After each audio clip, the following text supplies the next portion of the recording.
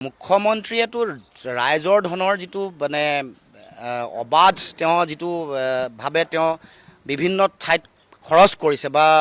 ব্যাপক ৰূপত মানে ৰাজহুৱা ধন আৰু সম্পত্তিৰ যিটো দুৰ্ব্যৱহাৰ কৰি আহিছে সেই কথা বিভিন্ন সময়ত আমি দেখি আহিছোঁ কেনেকৈ হেলিকপ্টাৰ লৈ চাৰ্টাৰ ফ্লাইট লৈ এতিয়া মুখ্যমন্ত্ৰীৰ আৱাস থকাৰ পাছতো আৰু এটা উত্তৰ গুৱাহাটীত এটা যিটো তেওঁলোকে আৱাস বনাব খুজিছে এই কথাই প্ৰমাণ কৰে যে তেওঁ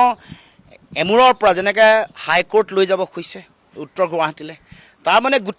গোটেইবোৰ গুৱাহাটীৰ মানে তেওঁৰ নিজৰ সমষ্টিলৈকে সকলো বস্তু লৈ যাব খুজিছে তাৰমানে মুখ্যমন্ত্ৰী হিমন্ত বিশ্ব শৰ্মাই জালুকবাৰীখনকে অসম বুলি ভাবে আৰু জালুকবাৰীত সকলো বস্তু ভৰাই যিমান লাগে আৰু যি লাগে যিমান একাডেমিক ইনষ্টিটিউশ্যনে হওক